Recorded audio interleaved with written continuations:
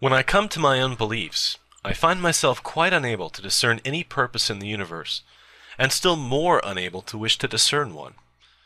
Those who imagine that the course of cosmic evolution is slowly leading up to some consummation pleasing to the Creator are logically committed, though they usually fail to realize this, to the view that the Creator is not omnipotent, or if he were omnipotent, he would decree the end without troubling about means. I do not myself perceive any consummation toward which the universe is tending. According to the physicists, energy will be gradually more evenly distributed, and as it becomes more evenly distributed, it will become more useless. Gradually, everything that we find interesting or pleasant, such as life and light, will disappear. So at least they assure us. The cosmos is like a theater in which just once a play is performed, but after the curtain falls, the theater is left cold and empty until it sinks in ruins. I do not mean to assert with any positiveness that this is the case. That would be to assume more knowledge than we possess. I say only that it is what is probable on present evidence. I will not assert dogmatically that there is no cosmic purpose, but I will say that there is no shred of evidence in favor of there being one. I will say further that if there be a purpose, and if this purpose is that of an omnipotent creator, then that creator, so far from being loving and kind, as we are told, must be of a degree of wickedness scarcely conceivable. A man who commits a murder is considered to be a bad man. An omnipotent deity, if there be one, murders everybody. A man who willingly afflicted another with cancer would be considered a fiend. But the Creator, if he exists, afflicts many thousands every year with this dreadful disease. A man who, having the knowledge and power required to make his children good, chose instead to make them bad, would be viewed with execration. But God, if he exists, makes this choice in the case of very many of his children. The whole conception of an omnipotent God whom it is impious to criticize could only have arisen under Oriental despotisms, where sovereigns, in spite of capricious cruelties, continued to enjoy the adulation of their slaves. It is the psychology appropriate to this outmoded political system which belatedly survives in Orthodox theology.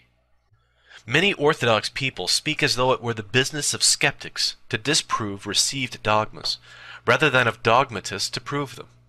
This is of course a mistake. If I were to suggest that between the Earth and Mars there is a china teapot, revolving about the sun in an elliptical orbit, nobody would be able to disprove my assertion, provided I were careful to add that the teapot is too small to be revealed, even by our most powerful telescopes.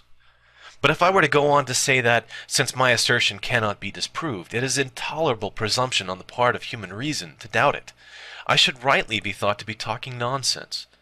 If, however, the existence of such a teapot were affirmed in ancient books, taught as the sacred truth every Sunday, and instilled into the minds of children at school, hesitation to believe in its existence would become a mark of eccentricity, and entitle the doubter to the attentions of the psychiatrist in an enlightened age, or of the inquisitor in an earlier time. It is customary to suppose that, if a belief is widespread, there must be something reasonable about it. I do not think this view can be held by anyone who has studied history. Practically all the beliefs of savages are absurd. In early civilizations there may be as much as 1% for which there is something to be said. In our own day, but at this point I must be careful, we all know there are absurd beliefs in Soviet Russia.